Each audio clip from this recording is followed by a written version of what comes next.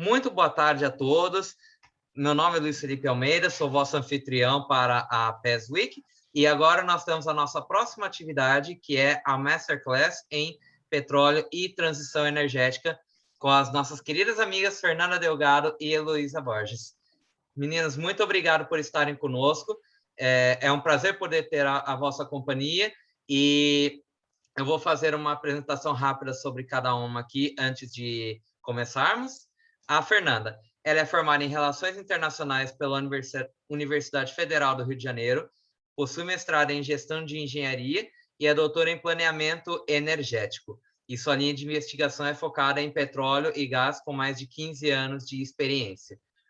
Agora, sobre a Heloísa, ela é graduada em Direito também pela Universidade Federal do Rio de Janeiro e doutora em Economia pela Universidade Federal do Rio de Janeiro também. Já foi investigadora visitante da Universidade de Virgínia, da University of Virginia Law School, e atuou na Agência Nacional do Petróleo por 15 anos. E hoje é diretora de Estudos de Petróleo e Gás Natural e Biocombustíveis da EPE, Empresa de Pesquisa Energética. Meninas, muito bem-vindas. Fiquem à vontade. É um prazer estar com vocês, compartilhar conhecimentos com vocês e vamos a isso. Só antes de começar, gostava de falar que os ouvintes podem deixar as perguntas no chat, que ao final da apresentação, que terá uma duração de 50 minutos, nós iremos ler as perguntas para as nossas convidadas. Tá bem? Força, meninas! Obrigada, Luiz. É um prazer participar, é um prazer esse convite, né? É o segundo convite, né, dessa interação com a Universidade de Coimbra. É um prazer participar desse evento do PES, ainda mais com a Heloísa, né? A Heloísa e eu temos uma série de eventos juntas, vídeos juntas, né? Temos praticamente uma linha de trabalho, de pesquisa juntas, não é, Heloísa? E esse tema em particular, a gente gosta de concordar e de discordar. Então, a gente combinou aqui de fazer uma coisa bem dinâmica. Agradeço também o convite, é um prazer estar aqui. Tomara que ano que vem a gente possa estar presencial, mas estamos à disposição. Eu tinha feito meio que uma apresentação para ir guiando a nossa conversa, uma apresentação conjunta, na verdade, só que meu screen sharing está desabilitado. Vocês conseguem habilitar para mim? Já está, Heloísa. Pode compartilhar já. Pronto, vou compartilhar a tela. Espera aí.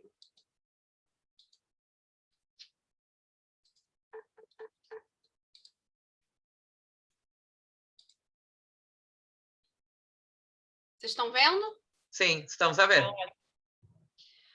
Bom, vamos lá. O nosso debate aqui é se tem espaço para o petróleo na sustentabilidade.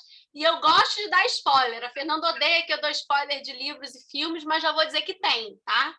Então, eu já respondi de cara a pergunta para a gente não ter surpresa e ninguém ficar no suspense. Ninguém ficar angustiado, né? Ninguém ficar angustiado com a resposta. E a gente só vai explicar por que a gente acha que tem espaço para o petróleo na sustentabilidade.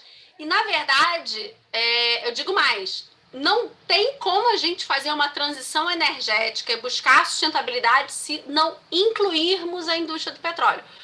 Por vários motivos que a gente vai discutir aqui, mas assim, é um erro a gente achar que o petróleo e os hidrocarbonetos em geral não tem que fazer parte dessa mudança.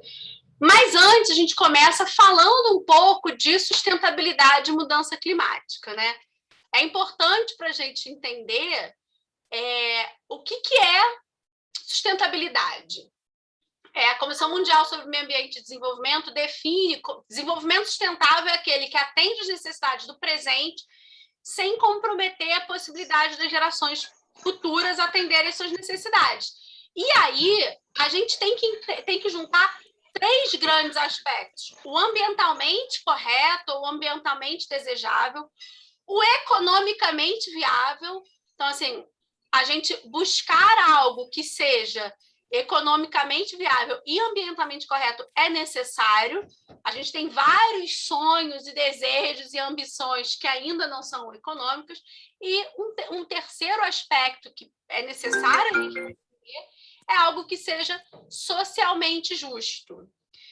Quando a gente integra esses 3 grandes aspectos, aí sim a gente está falando de sustentabilidade e desenvolvimento sustentável. Então, quando a gente pensa no futuro das nossas gerações, a gente tem que pensar em não deixar ninguém para trás, em fazer uma transição que seja não só ambientalmente correta, ou seja, não só buscar redução de emissões, mas buscar resultados maiores em termos de equidade. E aí... É o que a gente chama de transição justa, né, Heloísa?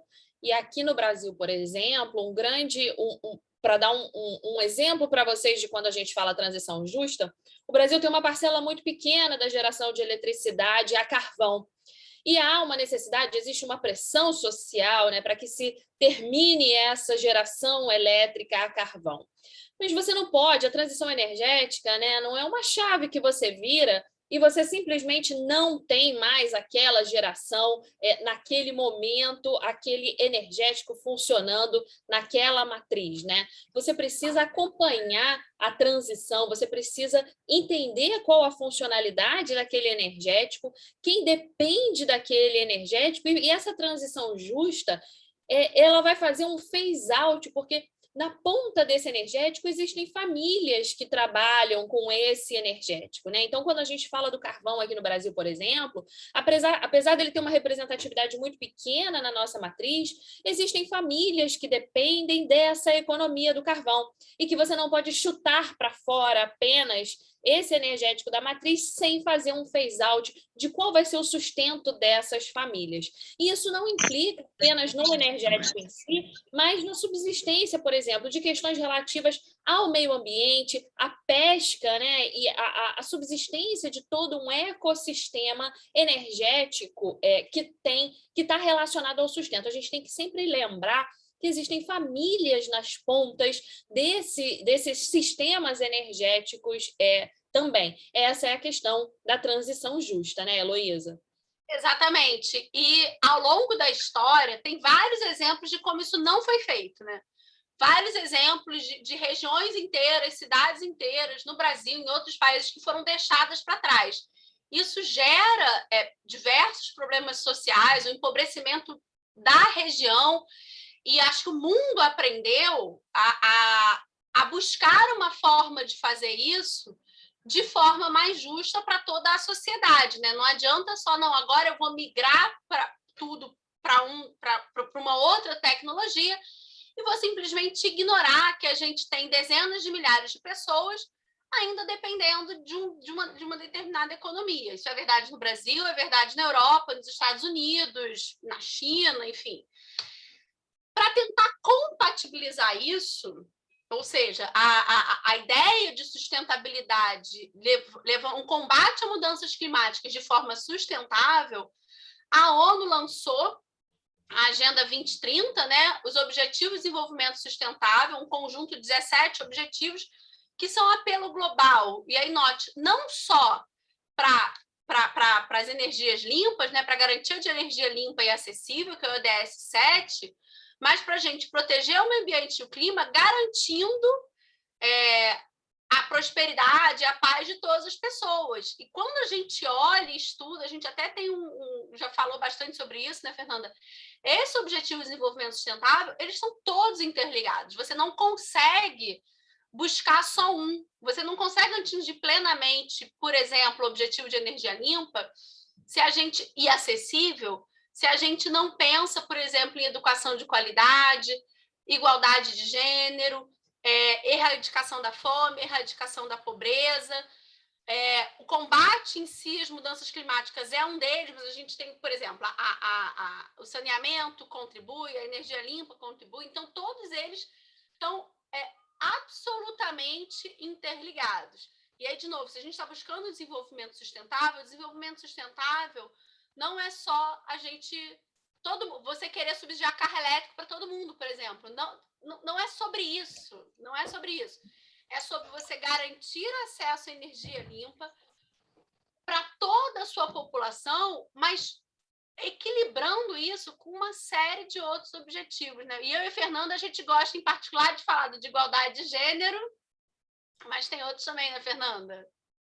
Igualdade de gênero é uma questão muito preciosa para nós duas, né? Até porque a gente consegue correlacionar igualdade de gênero com acesso à infraestrutura e o quanto o incremento desses indicadores de igualdade de gênero levam a incrementos econômicos, né, Heloísa? E o quanto o acesso à energia, por exemplo, também leva a um incremento da vida dessas mulheres, né? Aqui no Brasil, em especial, na América Latina como um todo, né? A gente consegue observar o quanto essas mulheres, para vocês terem uma ideia, né? Vocês que estão na Europa e estão um pouco mais afastados aqui do Brasil, 37% das famílias brasileiras já são capitaneadas por mulheres, que às vezes estão em situações de vulnerabilidade, e o acesso à energia permite que elas possam trabalhar por mais tempo, que elas tenham iluminação nas suas residências. Isso é um componente de segurança muito importante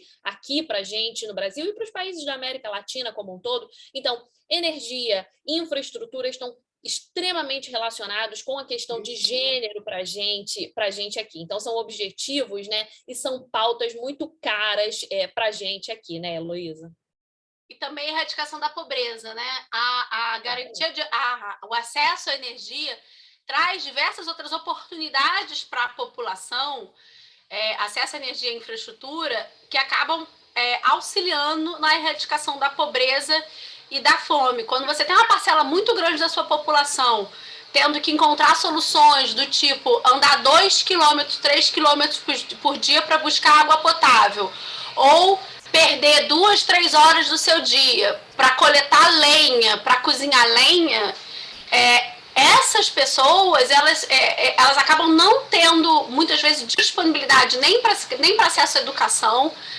São famílias que acabam, né, desde jovens, as crianças são deslocadas para esse tipo de tarefa e deixam de ir à escola, e aí, como não vão à escola, não tem educação, como não tem educação, tem acesso a oportunidade de trabalho extremamente marginalizada, e isso acaba se tornando um ciclo vicioso. A gente pode ficar aqui só falando desses exemplos, mas eu vou passar para o combate a mudanças climáticas, que é uma realidade também. Então, assim, apesar de ter todos esses exemplos, a gente está hoje num esforço global de redução de emissões. A gente colocou aqui o primeiro slide mostrando que, assim, a partir da década de 1950, a gente teve um aumento muito grande das emissões antropogênicas, né, de gás carbônico, principalmente aqui, de combustíveis fósseis. E aí isso aqui tem um componente de explosão, de aumento populacional, né? A partir aqui de 1950, se a gente colocar a curva do aumento da população mundial, e tem um aumento acelerado da população, e aí a gente tem uma melhoria da qualidade de vida, que é melhoria em vários aspectos da ciência e tecnologia, da medicina, que aumentam a qualidade de vida dessa população, que é cada vez maior, vive cada vez mais. Essa população precisa cada vez mais de energia, porque hoje na nossa sociedade a gente consome muito mais energia do que se consumia na primeira metade do século XX ou nos séculos passados. E aí se notou que uma correlação muito grande entre esse aumento de emissões, foi se notando, e o aumento, a variação da temperatura média global. Isso tem impactos tremendos em uma série de aspectos ambientais, né? A gente começa a experimentar eventos climáticos cada vez mais extremos. Então a gente até brinca, né? Fala, não é por acaso, tem seca em metade do mundo, enchente na outra metade, invernos muito rigorosos, verões muito rigorosos. A gente começa a observar um aumento do nível dos oceanos, que é especialmente preocupante para as nações costeiras, né? O derretimento das nossas geleiras, dos campos de gelo. Você vê aqui esse gifzinho aqui animado, mostra isso, né? De 1984 a 2011, como que essa geleira aqui se reduziu, como que esse gelo aqui deixou, enfim, não está mais lá. Isso é um fato. A gente pode ter o discurso de que a culpa não é minha, mas a culpa é de todos nós. As nações desenvolvidas e em desenvolvimento podem querer debater quem gerou essas emissões, quem ainda tem direito de gerar emissão, o que fazer para continuar tendo energia para garantir o desenvolvimento, mas, ao mesmo tempo, mitigar, reduzir essa curva aqui, que a gente vê que está muito acelerada, e nos anos 2000, por exemplo, porque a modernidade, a gente consome cada vez mais energia. A gente não nota, mas, por exemplo, quando a gente era criança, pelo menos quando eu era criança, aqui no Brasil, as casas só tinham uma televisão. Você tinha uma televisão. Que era muito rico, tinha um ar-condicionado que ficava em um único ambiente. Hoje em dia, cada cômodo tem uma televisão, cada cômodo tem um ar-condicionado, todo mundo tem diversos aparelhos eletrônicos, as cozinhas estão cada vez mais equipadas, as indústrias estão cada vez mais equipadas, e isso é consumo de energia, não tem jeito, né, Fernanda? Claro. Eu me lembro de alguns anos atrás, não vou dizer quantos anos, né? Porque vão saber quantos anos eu tenho, né? Então não vou dizer. Eu lembro do impacto que a moda do cabelo liso teve no consumo de energia elétrica no Brasil por causa da chapinha. Você lembra disso? Da chapinha. Eu estava começando o doutorado, né? Isso tem muitos anos. E o quanto o uso da chapinha impactou o consumo de energia elétrica no Brasil. Então, o quanto a variação do comportamento da demanda, né, Heloísa, tem impacto. Parece uma coisa muito simples, né? Mas isso tem um impacto muito grande para o planejador, né? Para quem tem que planejar esses sistemas de abastecimento. Até porque, no fundo, a gente precisa de energia. A gente precisa de energia para continuar crescendo. Então, o debate que a gente tem que ter é como ter cada vez mais molécula de energia, porque a intensidade energética do mundo tende a aumentar, dos países em desenvolvimento vai aumentar muito mais rápido. Então, o nosso desafio é como ter energia reduzindo emissões. Ou, pelo menos, a gente anteriormente tinha um desafio que era como a cada molécula de energia tentar fazer com que a próxima molécula tivesse uma pegada de carbono mais baixa. E, recentemente, a gente notou que, olha, isso pode não ser suficiente. Pode ser que a gente precise, de fato, substituir moléculas de energia mais sujas por moléculas de energia mais limpas. E, conforme esse debate aumenta, a gente chega no debate da transição energética.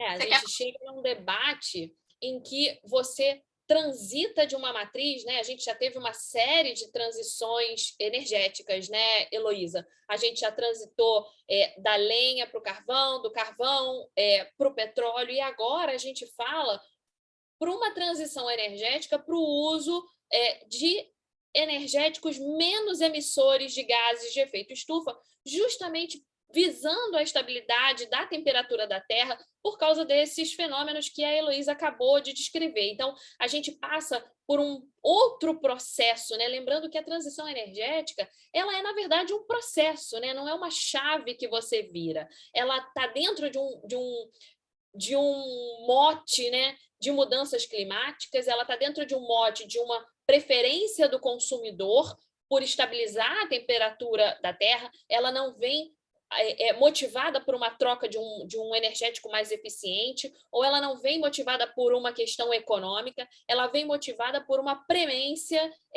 de uma necessidade de estabilidade da temperatura da Terra. Então, ao consumo desses energéticos que o mundo já tem, lembrando que 40% da matriz de consumo de energia primária do mundo ainda é carvão, não é, Heloísa? Você agrega agora o uso de energias renováveis, né? em especial energia eólica e energia solar. Sendo que aí a gente tem dois norteadores. Um é redução de emissões, mas a gente tem que garantir que um outro norteador que move principalmente as políticas públicas voltadas para a energia é a segurança energética, né? A gente está vendo, a gente tem vários exemplos disso, inclusive acontecendo agora. Não adianta você migrar muito rápido para soluções se essas soluções vão te trazer insegurança. Porque na hora que falta energia, também não adianta nada o mundo voltar a gerar energia elétrica a carvão.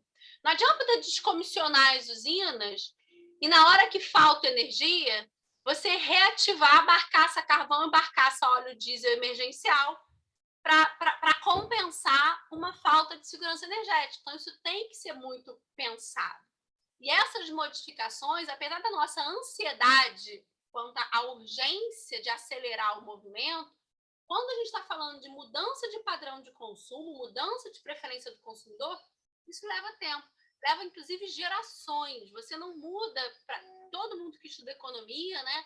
A gente não muda comportamento do consumidor da noite para o dia. Você consegue mudar sistemas de incentivo, a gente consegue tentar mudar comportamentos através da informação. Aí vou dar um exemplo super politicamente incorreto, mas que mostra o esforço que é para a gente mudar comportamentos, que é o grande esforço que o mundo tem na questão do tabaco, né? Você tenta dar um incentivo econômico, tarifando, né, taxando o cigarro. O cigarro é um dos produtos mais taxados do mundo. No Brasil, por exemplo, o imposto de cigarro é 100% do valor, é um produto super tributado. Você tenta dar informação, então não sei quantos de vocês já tentaram comprar cigarro no Brasil. Os cigarros no Brasil, em várias outras partes do mundo, tem na embalagem do cigarro, vem aquelas imagens aterradoras. Cigarro causa câncer, cigarro causa impotência, cigarro causa doenças cardíacas, cigarro, assim, e são fotos. São fotos. Então, você tenta, através da informação, através do incentivo econômico, que ainda assim é difícil você mudar o padrão de consumo das pessoas. Óbvio que você vem mudando, o consumo vem caindo, mas é uma queda muito mais lenta do que, por exemplo, as organizações de saúde preferiam. No caso do uso da energia, a gente vê e prevê que o setor de transportes vai ser um dos mais afetados nessa mudança de comportamento. Mas, de novo, ela não vai ser rápida, porque você mudar a preferência do consumidor, especialmente padrões de consumo em alguns países, e aí a gente tem um exemplo, né? A Europa tinha um determinado padrão de consumo em termos de mobilidade urbana, tanto veículos leves quanto de transporte coletivo, que favorece ou facilita uma migração para a eletromobilidade. Por exemplo, o Brasil tem uma outra realidade, os Estados Unidos têm uma outra realidade, a China tem uma outra realidade. Então, esses impactos, eles acabam sendo distintos e a gente tem que entender isso. E a gente tem que lembrar também, né, Heloísa, que a transição energética, ela não acontece de igual maneira para todas as economias, né? Não existe uma solução que seja boa para todo mundo, né? Não é porque soluções foram interessantes para o norte da Europa, por exemplo, que vão ser soluções interessantes para o Brasil. Não é porque a eletrificação da frota, né, que é o que a gente mais escuta falar aí como uma grande solução, né? Não é a única solução, mas é a solução que mais se fala. Não é porque a eletrificação da frota funcionou para economias desenvolvidas, né, para países da OCDE, ou tem funcionado para o norte da Europa, que isso significa que vai funcionar para o Brasil, ou que seja uma solução interessante para o Brasil, para a Índia, para países em desenvolvimento, para os países africanos. A gente tem que lembrar que a transição energética ela não é só um fenômeno, um processo energético, né? Ele é um processo econômico, é um processo político e é também um processo social, né? A gente começou falando da transição justa. Então, você tem que pensar que você está atingindo essa população e tem que ser um processo que caiba no bolso dessa população. Hoje, veículos elétricos não fazem parte do ideário da população brasileira, né? Ainda não fazem parte do poder de compra da população brasileira e não são uma solução que possa ser aplicada aqui no Brasil. Por outro lado, foi uma solução muito bem vista para a China, por exemplo, que precisava despoluir os seus centros urbanos, ainda que a sua eletricidade seja a carvão. Para a China, o inimigo mais próximo, na verdade, não era a transição energética, né? Não era a descarbonização, mas sim a poluição dos centros urbanos que ela precisava fazer com que a sua população parasse de morrer por causa dessa poluição. Então, ela fez um planejamento energético coadunado com um programa de saúde pública, em que ela joga essa poluição para as pontas, né, onde estão as suas usinas termoelétricas a carvão, e inunda as suas cidades com veículos elétricos que ela consegue fazer a um preço mais acessível para a sua população, e ela limpa esses centros urbanos dos seus veículos a combustão. Há um planejamento energético integrado, há um programa de saúde pública em que há essa resolução de um interesse, de um inimigo mais premente do que a própria descarbonização. Essa solução, entretanto, né, conseguida pela China, não necessariamente é uma solução interessante e inteligente para outras economias, né? No Brasil, a gente não tem esse tipo de problema necessariamente e não tem acesso a esses veículos elétricos a preços que acomodem no bolso da população brasileira. Por outro lado, a gente tem os biocombustíveis, né, em que somos experts e que já temos uma infraestrutura lastreada em todo o país e que podemos lançar mão para uma utilização maior. Resolvidos os problemas, né, Heloísa? A gente estava antes de começar o webinar, a gente estava justamente discutindo alguns problemas dos biocombustíveis nacionais. Então, a gente tem outras medidas sustentáveis, né, que são tão importantes e inteligentes quanto a eletrificação da frota, que a gente pode lançar mão na nossa economia. E aí a gente tem, vou até passar para o próximo, porque tem essa mesma figura.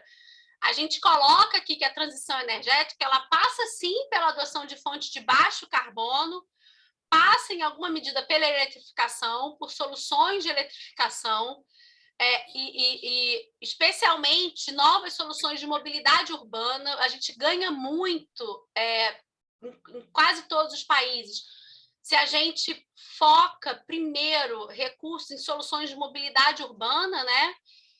Mas passa também pelo uso eficiente dos recursos energéticos. Você ganha muito, você reduz muito a emissão quando você aumenta a eficiência do seu consumo. Isso é uma fraqueza do Brasil. O Brasil tem muita perda de eficiência ainda, isso é um problema para a gente, mas quando os ganhos nos processos, mesmo das indústrias, por exemplo, quando a indústria está preocupada com a sua pegada de carbono, uma forma muito rápida é você tornar o processo mais eficiente, porque com o mesmo consumo de combustível você tem menos perda, com o mesmo consumo de combustível você acaba produzindo mais, a sua intensidade de emissões acaba baixando. A digitalização é uma medida importante também, está muito ligada ao uso eficiente de recursos, mas o avanço da digitalização, por outro lado, o avanço da digitalização vai impactar no consumo de energia. Quanto mais digitais formos, mais energia precisaremos para alimentar essa digitalização. Então, e essa energia ela deve ser gerada de forma sustentável, com baixas emissões, porque senão não adianta nada. A transição energética vai depender muito de inovação tecnológica. A gente precisa de novas formas de produção e uso de energia, tanto para reduzir o custo de soluções hoje menos emissoras, mas que ainda não são economicamente viáveis ou ainda perdem muito em competitividade. Vocês lembrem que o desenvolvimento sustentável tinha um aspecto econômico importante. Então, e aí um grande exemplo disso é o hidrogênio, por exemplo. Não é que não exista carro a hidrogênio, existe. Já existe, inclusive, pós-abastecimento de hidrogênio.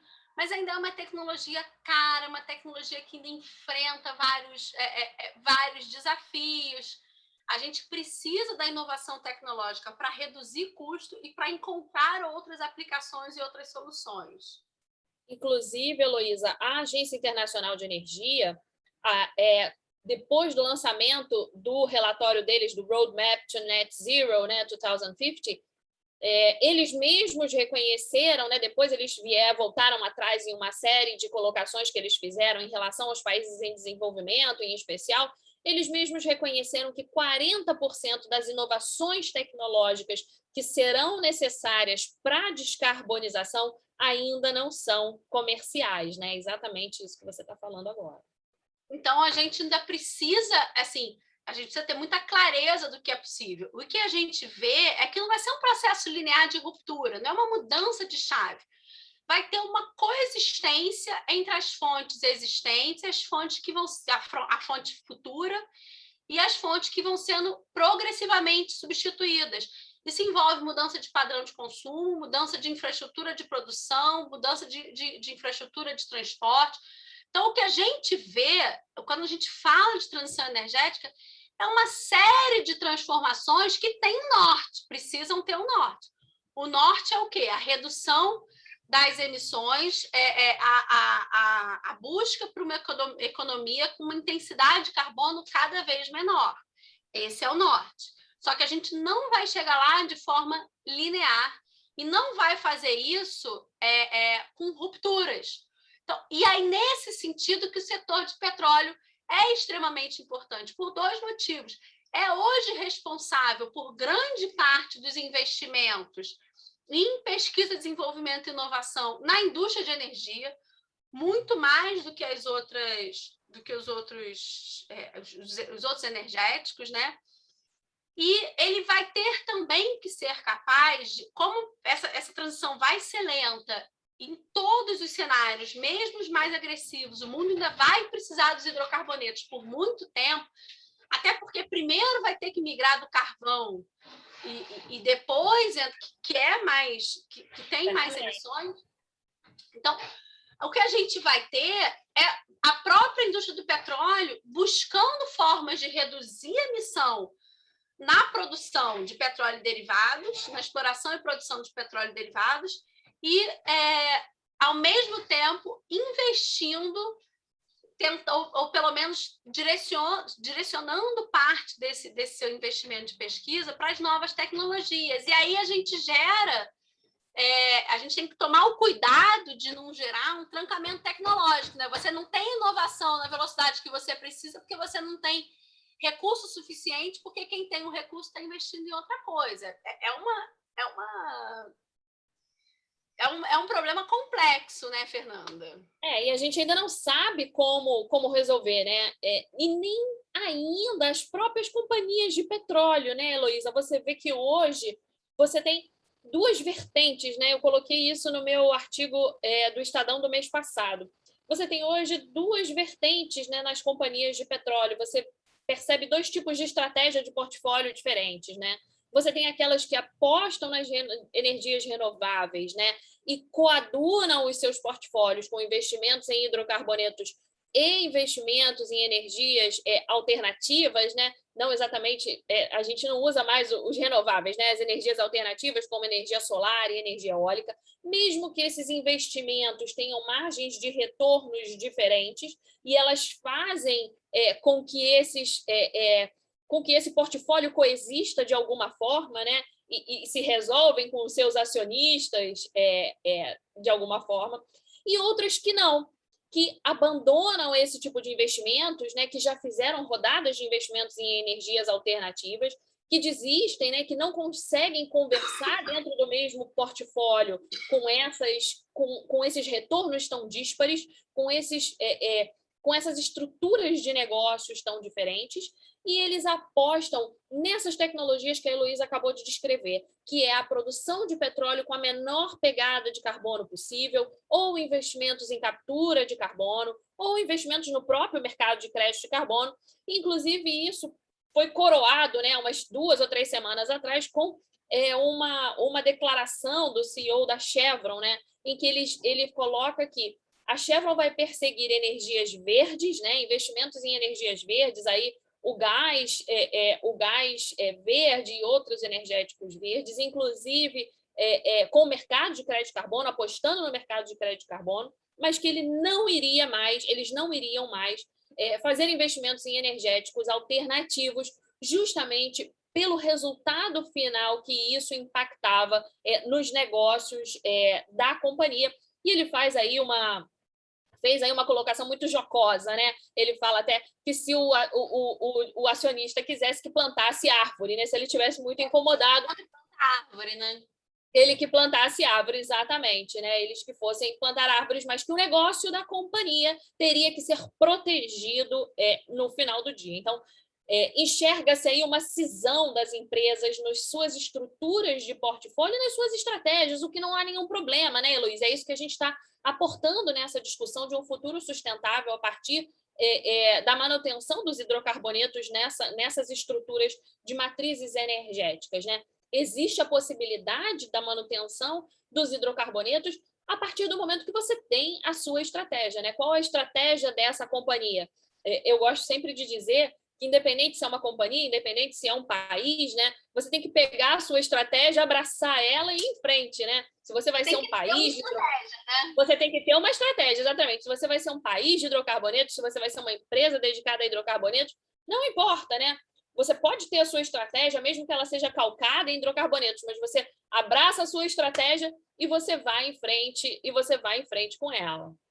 Até porque hoje o que a gente vê é uma corrida tecnológica. Você tem várias rotas e possibilidades alternativas. A gente tem carro elétrico a bateria, a gente tem híbrido, a gente tem carro a hidrogênio, a gente tem célula combustível. A célula combustível pode ser... Aqui no Brasil, a gente tem uns resultados bem interessantes com célula combustível etanol, tem outros resultados interessantes de célula combustível hidrogênio. A gente tem os combustíveis sintéticos, né? A gente tem toda a rota tecnológica dos combustíveis sintéticos, tem toda a rota tecnológica. Né? Os drop-in, a EPE lançou um documento semana passada, 2 semanas, você lançou um documento, né, interessantíssimo sobre os combustíveis de segunda geração, né? Foi sobre o etanol de segunda geração, no caso. Então, e hoje a gente tem tudo isso aberto. O que vai ganhar no futuro? A gente estava... semana passada, a gente estava com o presidente da Shell no Brasil, o presidente da Total, e eles falaram: a Shell Brasil hoje investe $3 bilhões em biocombustíveis e energias renováveis. A Total também. Elas são das maiores empresas de energias renováveis do país, apesar de ainda investirem muito mais no seu core business, que é o petróleo. Ainda só por si só, elas são das maiores empresas de renováveis também. Mas são 2 empresas que declaradamente têm a primeira estratégia que a Fernanda falou, né? Uma outra coisa que a gente queria trazer é que isso vai ser lento. Isso demora. E talvez parte do debate e da ansiedade do ceticismo que parte do mundo tem quanto ao nosso combate às mudanças climáticas olha, será que a gente consegue ser rápido o suficiente? Os compromissos que já foram feitos, as simulações que existem hoje mostram que os compromissos de redução de emissões que foram feitos de forma global não são suficientes. Mas o papel aceita tudo, né? Eu estava até ontem lendo que a aviação civil declarou que até 2050 vai ser carbono neutro. A meta anterior deles era atingir 50% de neutralidade de carbono até 2050. E aí ontem eles declararam que agora vai ser 100% de neutralidade até 2050. Aí uma pessoa da minha equipe virou e falou assim: mas diretora, o que você acha? Eu falei: olha, eu não li o documento, mas o papel aceita tudo, né? Pois é, eu gosto sempre de destacar, Heloísa, que são metas, né? São cenários, né? Então, quando fala que você vai chegar ao net zero em 2050, você pode chegar daqui, lembrando que 2030, né, é daqui a pouco, você pode chegar daqui a pouco, daqui a 2, 3 anos, e revisitar essa meta, tanto para que ela seja mais curta, quanto para que ela seja mais longa, né? O papel aceita tudo, certamente, e são cenários. Isso não significa mandatoriamente que em 2050 tudo vai estar resolvido, ou que em 2030 tudo vai estar resolvido, né?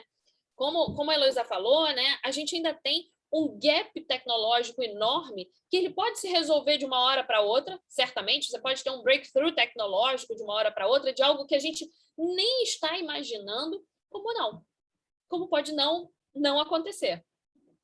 Agora, que de fato a gente vem avançando na entrada de renováveis, a gente vem avançando, talvez não em ritmo suficiente. Se a gente for ver, em 2040, 2050, na verdade até 2100, a gente continua. Aqui o carvão ele reduz, mas até 2100 a gente ainda consumindo carvão e petróleo, e muito carvão e petróleo. Então, de novo, a gente tem um desafio de como fazer para reduzir emissões mesmo nesses setores. E a gente tem um outro desafio, que a demanda é cada vez mais crescente. Até uns 15 dias atrás, teve um artigo bem provocativo que eu li, já me esqueci aonde, mas depois eu posso recuperar. O título era: será que a solução não é não crescer? Porque assim, o crescimento econômico das sociedades demanda energia.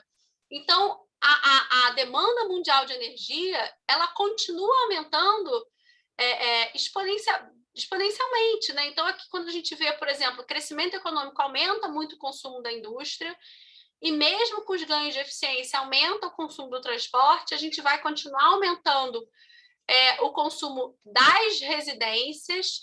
E apesar da OCDE, que já tem uma intensidade energética, o país da OCDE já tem uma intensidade energética muito elevada, vão ter um crescimento muito, assim, muito menor, né? Você vê que cresce só um pouquinho percentualmente. Mas os outros países do mundo, quando a gente coloca por região, eles ainda precisam de muita energia. E aí o desafio é como que a gente atende essa demanda de forma acessível, segura e limpa. Tem duas coisas que eu queria destacar aí, Heloísa. Uma é que por que se consome tanto carvão ainda, né? E a gente vai consumir, o mundo vai consumir carvão pelos próximos anos ainda em uma grande quantidade. Porque ele é barato e ele é abundante, né? Quando você fala em economias aí, como a Polônia, como a Rússia, como o próprio Estados Unidos, né, como a China, que tem essa abundância de carvão, e são populações que precisam ser atendidas no inverno, por exemplo, né, pela teoria dos recursos naturais, né, pela teoria econômica dos recursos naturais, toda a população, todas as economias, eles vão usar o recurso natural que tiverem abundante, né? Não tem como não usar o que eles têm barato e abundante e ali disponível, né? Então, isso vai ser utilizado porque são economias que precisam prover essas populações, ainda mais as populações muito grandes, né? Como você está falando aí de China, por exemplo. Essas populações ainda têm toda a questão de invernos rigorosos, como a Heloísa falou no início da apresentação. Quando você fala também em crescimento econômico, Luísa, tem dois demonstrativos, tem duas colocações também interessantes, que já foi demonstrado que a temperatura da Terra só conseguiu ficar estável durante 2 períodos, e os 2 períodos de recessão econômica, que foi na recessão de 2015, né, final de 2014, 2015, que foi na crise do shale norte-americano, né, da crise do petróleo, e agora na crise da Covid-19. Então, essa pergunta, que será que a solução é não crescer, é uma pergunta bastante pertinente, porque apesar de todos os esforços em direção à descarbonização, apesar de todas as iniciativas, né, a gente só conseguiu, o mundo só conseguiu parar, né, o aquecimento global nesse sentido, né, conseguiu a estabilidade momentânea dessa subida da temperatura da Terra durante 2 únicos momentos, que foram durante crises econômicas muito severas que atingiram a demanda econômica mundial. E aí a gente tem outro problema, né? A solução é não crescer. Se a solução, algum país, alguma sociedade vai aceitar abrir mão de crescimento econômico para reduzir a emissão, é uma escolha pouco crível. No caso do Brasil, a gente tem um problema um pouco diferente. O Brasil já tem uma elevadíssima renovabilidade da sua matriz energética, por 2 motivos. Porque tem uma renovabilidade muito grande na matriz elétrica, né, gera muita eletricidade, com energia hidráulica, solar, eólica e biomassa, e tem uma renovabilidade bem acima da média, também bastante elevada, na matriz de transporte, por conta dos mandatos de adição de etanol na gasolina. A gente hoje tem 27% mandatório de etanol na gasolina. Ainda tem um consumo muito elevado de etanol hidratado, e tem um mandato de adição de 12% de biodiesel no óleo diesel, todo tipo de óleo diesel. Esses mandatos fazem com que hoje, e essa configuração faz com que hoje no Brasil a gente tenha 48% de energias renováveis na nossa matriz energética. O mundo está com cerca de 14%. Então, o nosso desafio, a gente considera que, do ponto de vista energético, o Brasil, pelo menos nessa década, Não tem como avançar. Avança no setor de transportes, né? A gente aumenta os mandatos tem como aumentar os mandatos de biocombustíveis, mas ceteris paribus, o nosso desafio vai ser aumentar a oferta de energia, aumentar o consumo energético, mantendo a renovabilidade da matriz. O ponto de partida nosso, né, Fernando, que é o que você sempre fala, o nosso ponto de partida já está muito avançado. Eu gosto sempre de dizer que o Brasil ele já fez a transição energética, né? O Brasil ele ocupa um lugar que outros países gostariam de estar, né? Quem não gostaria de ter 45% da sua matriz renovável, né? Essa é a posição que várias economias gostariam de estar, justamente por essa pluralidade, né, que a Heloísa falou. O Brasil congrega aí ter à sua disposição esses energéticos, né, por escolhas passadas, não necessariamente escolhas que foram feitas mirando na alternância da matriz, né? Foram escolhas econômicas feitas lá atrás em outros governos, né? Para sair da crise do petróleo, para mirar em outros objetivos econômicos, né? Que se apostou na hidroeletricidade, que se apostaram nos biocombustíveis, mas que agora a gente colhe esse fruto dessa matriz mais renovável, dessa pluralidade de energéticos na matriz. Então, a gente mirou no que viu e acertou no que não viu, né? Em escolhas feitas aí nos anos 70 e nos anos 80. Então, ainda que a gente tenha uma matriz bastante renovável, a gente já ocupe uma posição que vários países gostariam de ocupar, isso não significa que a gente não tenha dever para fazer, não é, Heloísa? Tem muito dever de casa ainda para fazer. E é interessante quando a gente vê aqueles objetivos, né? A grande força motriz das escolhas que foram feitas pelo Brasil no passado foi a segurança energética. Segurança energética é uma situação muito particular de macroeconômica, né? Indisponibilidade de recursos, a gente tinha um desbalanço muito grande no nosso balanço de pagamentos, a gente não tinha mesmo, era condição de continuar importando petróleo no volume que o Brasil importava. Então, algumas estratégias foram adotadas, uma delas foi avançar nos biocombustíveis. E qual que é o papel do petróleo? Né? A gente já falou, o setor de petróleo tem um papel preponderante na oferta de energia mundial, a gente viu isso já em vários gráficos, e vai continuar a ser relevante no longo prazo, no curto, no médio e no longo prazo. Hoje, 80% da energia primária do mundo é suprida por combustíveis fósseis, metade disso, 50%, né, da energia primária é suprida por óleo e gás. E o que foi que a Agência Nacional sinalizou? É que esse percentual ele vai ser reduzido. Percentualmente, a gente precisa que as próximas moléculas de energia sejam renováveis, mas em 2040 continua com 50% da necessidade energética do mundo. Foi aquilo que eu falei, a estratégia seria primeiro migrar ao carvão. Em 2050 continua, mesmo um cenário super agressivo, né? A Agência Mundial de Energia, a Agência Nacional de Energia plotou no último report deles 3 cenários. Um cenário stated policy, ou seja, um cenário o que os países disseram que vão fazer, que já implica, vocês veem aqui, um crescimento de renováveis, mas uma permanência ainda muito grande de óleo, gás e carvão. Tem um cenário de current policies, ou seja, apesar do que eles declararam fazer, as políticas hoje existentes não vão chegar aqui, elas vão levar a gente para cá. E aí vocês compararem no gráfico, vocês veem que o petróleo e gás eles aumentam um pouco mais e as renováveis elas ocupam um espaço menor, né? Ou seja, apesar daquilo que todo mundo declarou que vai fazer, o que as pessoas estão fazendo não chega lá, e aí essas emissões que a gente estava com uma curva aqui, tentando pelo menos atenuar a nossa curva de emissões, ela não vai ser atenuada, vai continuar crescente, a gente chega daqui a 20 anos ainda num cenário bastante preocupante de emissões. E aí eles falaram, olha, mas e se a gente precisar de fato reduzir emissões? O que eu preciso? E o cenário deles de net zero foi o que eu preciso fazer para reduzir emissões, para chegar nessa curva drástica aqui de redução de emissões. E aí foi o report que causou todo um bafafá, um trelelê.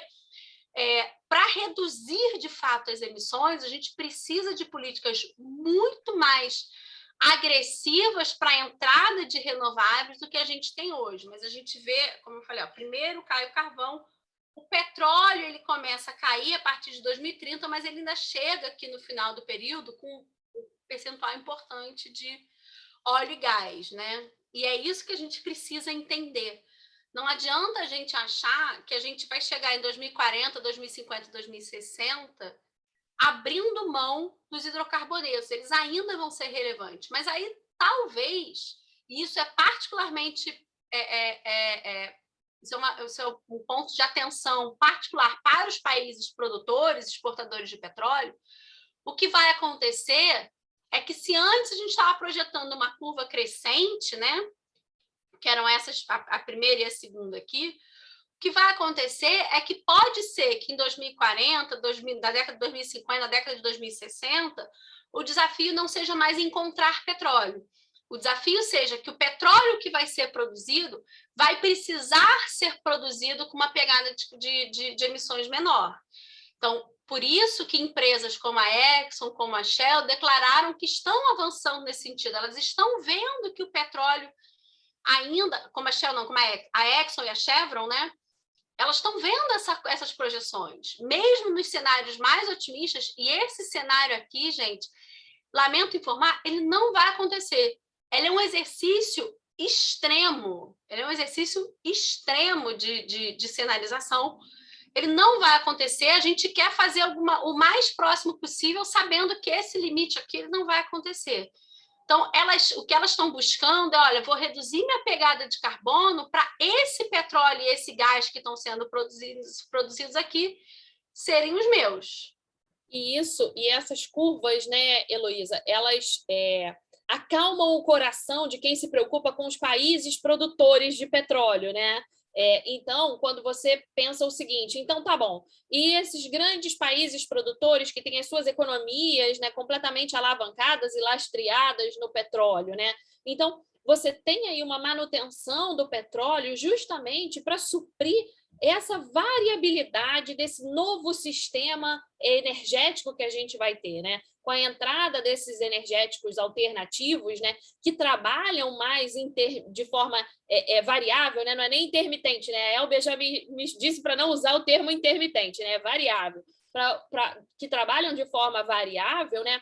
Você precisa ter o óleo e o gás também sustentando essas matrizes de uma forma mais estável. Então, você tem o petróleo e o gás, como você mostrou nos gráficos do slide anterior, ainda uma perduração por muitos anos nessas matrizes. O que vai compor também essa manutenção é o preço. Quando você pergunta, né, para os países grandes produtores de petróleo, né, quando você interpela, por exemplo, o príncipe saudita, né, o Mohammed bin Salman, o que ele se preocupa com a transição energética, a resposta dele é que vai sobreviver quem produzir energéticos muito baratos, né? E ele consegue produzir tanto um petróleo muito barato quanto energia solar muito barata, né? Esse é o grande discurso dos países da OPEP. Então, quando as empresas de petróleo forem forçadas a reduzir a sua produção, como você tá mostrando nesses gráficos, né? E houver ainda a manutenção dessa demanda, recorre-se aos países da OPEP por petróleo. Então, o futuro é de quem produz uma molécula barata, e os países da OPEP conseguem produzir essa molécula barata, e o futuro o futuro do petróleo vai ser tão longínquo, né, tão longevo, quanto você consiga ter preços módicos do petróleo no mercado internacional. Preços muito altos incentivam breakthrough technologies, né? Incentivam a chegada de novas tecnologias que suplantem o petróleo no mercado internacional, e preços muito baixos não resolvem, né, as balanças comerciais, não resolvem as questões relativas a essa dependência de alguns países economicamente dos preços das exportações de petróleo. Então, sempre você vai ter um empuxo aí dos países da OPEP, né, e agora da OPEP+, para que esses preços do petróleo sejam módicos o suficiente para manutenção do petróleo como base da matriz energética mundial. E aí, a última coisa que eu queria destacar é que isso vai depender da estratégia dos países, né? Determinadas estratégias favorecem o cenário que a Agência Nacional de Energia chamou de desenvolvimento sustentável. Mas, para isso, você precisa de estratégias integradas. E é muito disso que vem sendo debatido agora nos High-Level Dialogues da ONU e vai ser também a temática da COP26, né? A gente precisa... É um problema global que precisa de uma solução global. Mas, do ponto de vista do petróleo, para garantir energia, a gente prevê ainda no médio prazo um aumento da oferta petrolífera. E, para terminar com a pergunta que a gente se propôs a responder, tem espaço para o petróleo na sustentabilidade? A gente acha que ele é fundamental para o desenvolvimento sustentável. Para aquela ideia de que desenvolvimento sustentável vai ser equilibrar as dimensões econômicas, sociais e ambientais, o petróleo ele é fundamental para a gente garantir aquele encontro dos três conjuntos. Senão, um deles vai ficar de pé. Não adianta a gente pensar só no social, só no ambiental, e não pensar no econômico e social. E cabe às empresas, aos governos e aos países tornarem seus processos de extração, processamento, transformação e transporte dos produtos mais sustentáveis. Isso é um desafio da indústria. A indústria, como o petróleo vai ser necessário e a gente quer a busca por uma economia de baixo carbono, por isso que a gente falou, esse processo passa pela indústria do petróleo, que eles vão precisar melhorar e avançar no sentido da sustentabilidade das suas próprias operações. Não porque o petróleo vai acabar, mas porque a gente precisa de um petróleo mais limpo. E aí a gente colocou aqui alguns exemplos de como isso pode acontecer, né?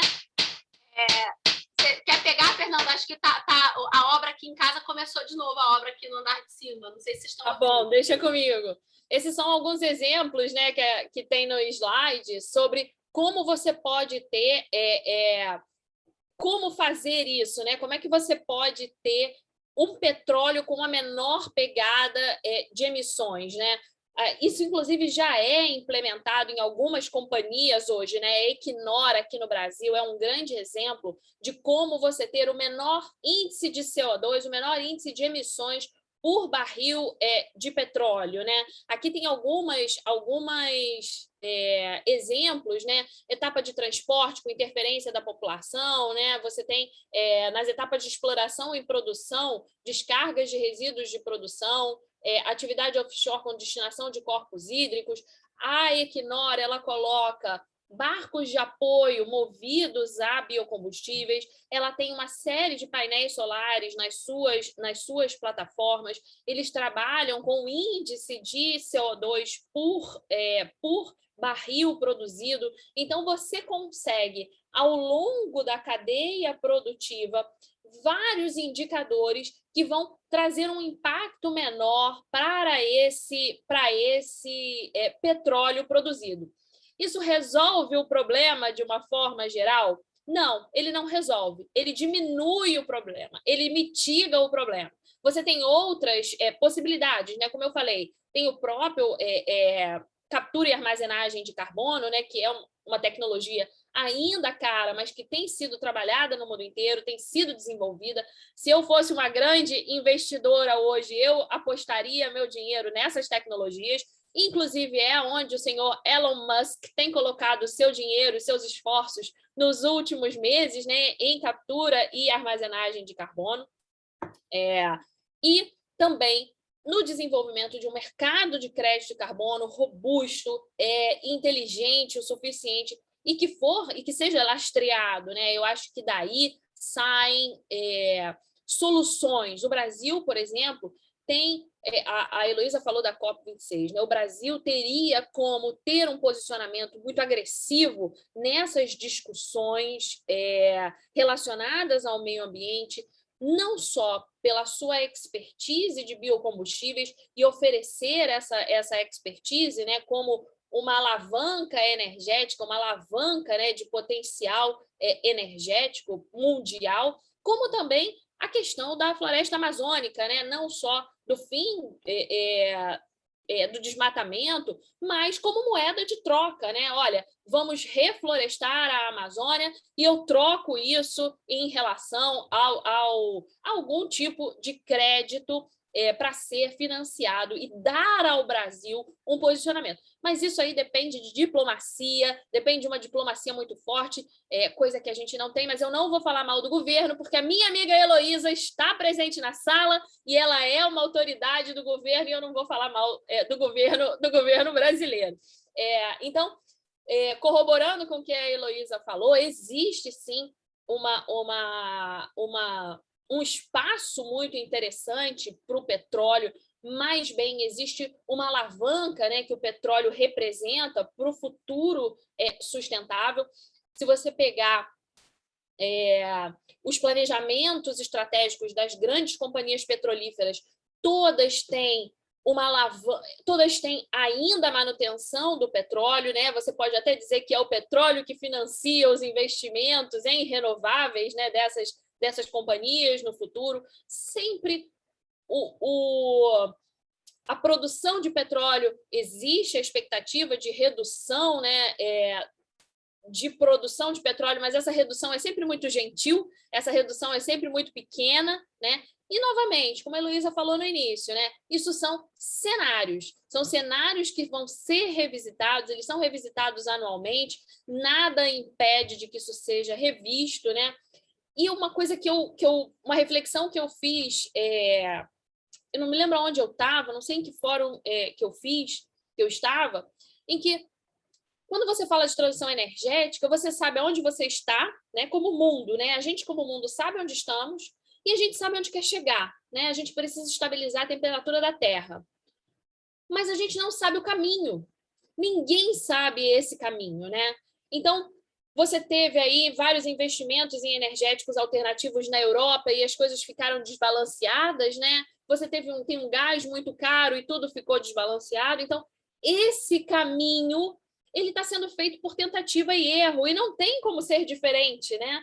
Você não tem qualquer cenário que fosse traçado, ele teria que ser tentado de alguma forma. Então, é muito complexo, as consequências não são sabidas, a diferença de como isso vai ser implementado entre um país desenvolvido e um país em desenvolvimento ainda não é entendido. É preciso ter respeito com as soluções para serem implementadas nos países em desenvolvimento, em especial os países mais pobres, em especial os países que estão descobrindo os seus recursos em hidrocarbonetos agora e que podem ser usados como soluções para que esses países saiam da pobreza, né? Não é justo que eles não possam usar esses hidrocarbonetos como suas soluções, como suas tábuas de salvação, como o Brasil usa os recursos do pré-sal, como os países ricos já usaram os seus recursos em petróleo e gás também no passado recente. Então, tudo isso tem que ser visto e equilibrado, e é um grande Lego, né? Quem tem filho pequeno sabe o que é Lego, né? É um grande Lego que você tem que ir montando essas pecinhas para que se configure um futuro equilibrado, um futuro sustentável e um futuro que a gente consiga estabilizar a temperatura da Terra. E a gente vai conseguir, porque são inúmeras cabeças brilhantes pensando com esse único objetivo, não é isso, Elô? Eu queria, parou o batuque aqui, eu queria só deixar, eu não vou passar esses slides, mas só deixar que tem um trabalho interessante, mapeando, inclusive, como que a indústria do petróleo pode contribuir para cada um dos Objetivos de Desenvolvimento Sustentável. Fica aí, acha-se facilmente no Google. Se vocês quiserem acessar depois. E eu acho que eu quando criança, eu não tinha Lego, né? Lego é um brinquedo caro. Novo, e era caro e é novo. Mas a minha mãe é química. E na época também não tinha computador, você estudava as moléculas, eles chamam que um modelo 3D, né? Que você montava, você aprendia a molécula montando, era um negócio 3D de montar a molécula de elementos químicos. E a gente fazia aquilo de Lego. E rapidamente a gente aprendeu que se não montasse certo, a moléculazinha não parava de pé. É um pouco isso, né? Eu vou só também deixar nesse debate nesse debate... A gente já estourou o tempo, Heloísa, chega, eles não aguentam mais ouvir a gente falar. Mas só falar que nesse debate específico de para onde vai a COP26 e como equilibrar objetivos excessivamente ambiciosos com expectativas realistas, para a gente não ter de novo o mundo fazendo um monte de compromisso que depois ninguém cumpre, como já tivemos, o Oxford Institute of Energy Studies publicou, eles têm um journal, né? A edição de setembro do journal foi dedicada justamente a essa questão da COP26. Foi publicada agora em setembro de 2021 e tem uma série de artigos que são riquíssimos para quem quiser entender essa questão dos cenários, das políticas climáticas, do papel dos países. Então, tem artigo sobre o Brasil, sobre a Rússia, sobre a Arábia Saudita, a visão da China, a visão da Índia, dos Estados Unidos. São uma publicação maravilhosa mesmo. Maravilhosa. Eu sugiro que vocês depois acessem e vejam essa publicação, porque ela traz muito desse debate também. Só para concluir, os processos de extração, processamento, transformação e transporte de petróleo e derivados podem e devem ser mais sustentáveis.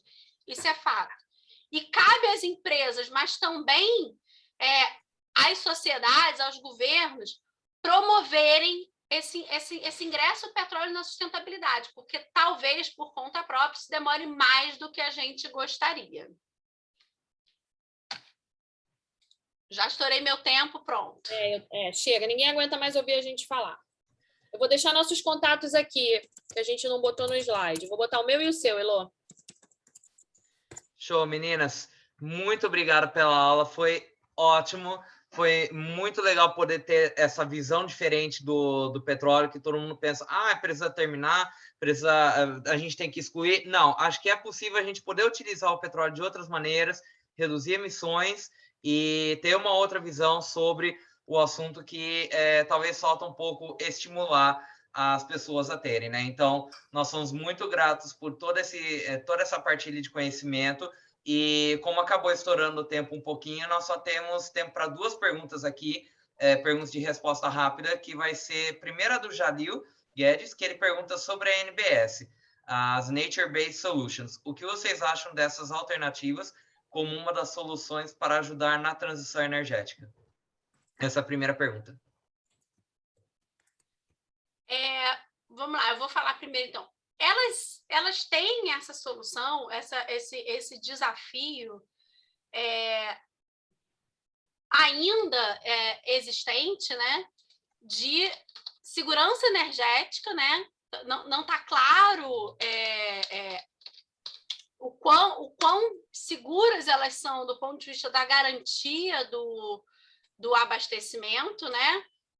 E o quanto que elas contribuem, principalmente, mas eu acho que esse tipo de solução, elas têm uma contribuição muito grande até na questão do uso eficiente da energia, né? Então, a gente buscar uma infraestrutura